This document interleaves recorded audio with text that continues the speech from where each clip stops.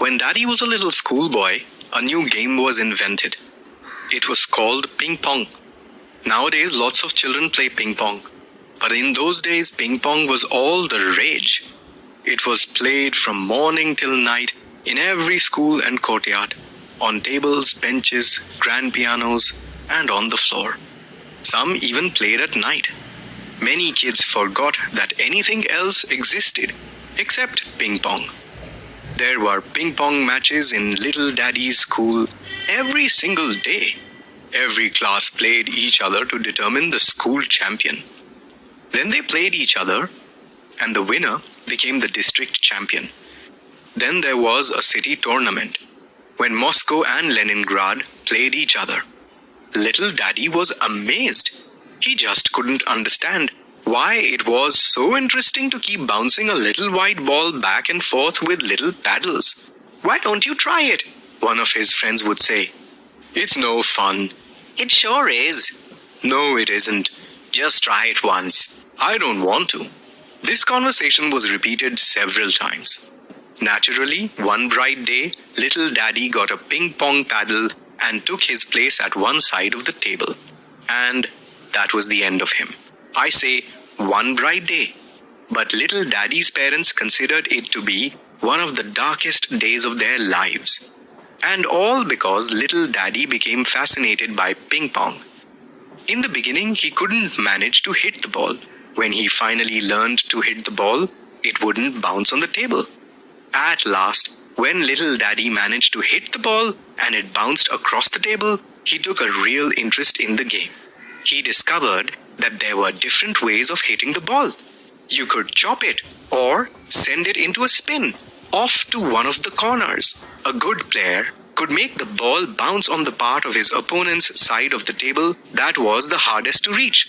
Daddy still thinks ping-pong is a wonderful game. But then Little Daddy thought it was the most fascinating game in the world. He gave up reading. He stopped doing his homework. The only reason he went to school at all was to play his favorite game. He began playing better and better, but his marks kept getting worse and worse. The teacher took him aside and talked to him several times.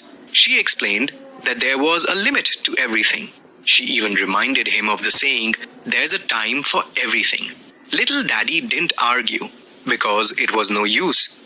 But could he make her understand that ping-pong was the work of his life, while everything else was play? He became so good at the game that he could beat many of his friends. The day he beat the school's third best player, his teacher said, "I want to speak to your parents. Things cannot continue as they are now." She wrote a letter to Grandpa and Grandma, which they never received, because Little Daddy pulled it out of the mailbox, read it, and tore it up. It was so awful that he tore it up into tiny bits. His teacher sent his parents another letter. It was still worse than the first one. So Little Daddy tore it into still tinier bits. I'm ashamed to say so, but that's exactly what happened. Little Daddy's teacher was very surprised, for Grandpa and Grandma never came to see her. Just as she was about to write them a third letter, Little Daddy beat the school champion at ping-pong. After that, he decided there was no use going to school anymore, and so he didn't. Every morning, he'd make believe that he was going to school, but there were no notebooks or textbooks in his school bag. Instead, there were 2 ping-pong paddles, a net, and 3 balls, and a sandwich, which was Little Daddy's lunch. All day long, he played ping-pong. Little Daddy had many new friends, all of whom were equally crazy about ping-pong. He knew every Moscow champion by sight. The famous Falkevich brothers greeted him as an equal. He became a member of the junior team. He'd already lost his first real game. At this point, his teacher, having received no answer to her letters and missing Little Daddy in class, went to see him. Little Daddy was not at home. Grandma and Grandpa were, though. When they discovered their son had been playing hooky and was spending his days slamming a little white ball around, they were thunderstruck. They decided that Little Daddy was out of his mind. After all, they'd never played ping-pong. They hid his paddles and balls and took Little Daddy to a doctor. This was no plain ordinary doctor. This was a professor who'd spent his life treating crazy people. However, he'd never played ping pong. He simply couldn't understand why little Daddy had to play hooky on account of this game called ping pong. Little Daddy couldn't understand why the professor was asking him such stupid questions. Do the boys hit you in school? Do you sleep well? Do you have headaches in the morning? Do you have headaches in the evening? Are you afraid of the dark? Have you ever had fits? Have you ever been unconscious? Naturally, little Daddy said no to every one of them. Then the professor continued. Do you like your school? Do you like your teacher? Do you have friends in school? Boys? Girls? And now little Daddy said yes to every question. Is there a girl you like better than the rest? The professor asked. This made little Daddy mad. Why do you keep asking me all these questions? I was playing hooky so I could play ping pong. And your questions have nothing to do with anything. All right, the professor said. What do you intend to do now? Play ping pong, little Daddy replied. Do you know how this might all end? Have you ever thought of the future? Sure, little Daddy said. Our team might win the Moscow tournament. I'm serious, this professor snapped. So am I, said little Daddy. Then the professor shrugged. He put some drops into a glass of water and said, Here, drink this, to little Daddy.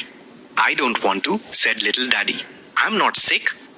But I am, said the professor and drank the medicine himself. Then he added in a whisper, If I talk your parents into letting you play through the season, do you promise you'll go back to school in September? Yes, said little Daddy. Then the professor summoned Grandpa and Grandma. He said, The boy is absolutely sane. Let him play ping pong. He's missed most of the term anyway, and he took some more medicine. And so little Daddy and his parents went home. Little Daddy's team didn't win the tournament, but it did take second place, and Daddy still insists that the year was not wasted. He realized that ping pong wasn't the most important thing in the world. He even began to miss his school. He went back the following September and eventually graduated. Many years passed. His old paddle is still on the top shelf of the cupboard. Grandpa and Grandma still shudder at the sight of it, but Daddy looks at it fondly. It was certainly silly to drop out of school because of ping pong. Everybody smiles when they hear this story. So does Daddy. And yet, ping pong is a very good game. I'll write about it someday. But when Daddy saw that his daughter had taken an interest in ping pong, he became very worried. However, he was relieved to see that she wasn't going to drop out of school on account of it, though she did become the school champion. That's when Daddy finally understood how Grandpa and Grandma had felt, and he hid his old paddle in a far corner of the cupboard. But he takes it out sometimes and recalls his ping pong days.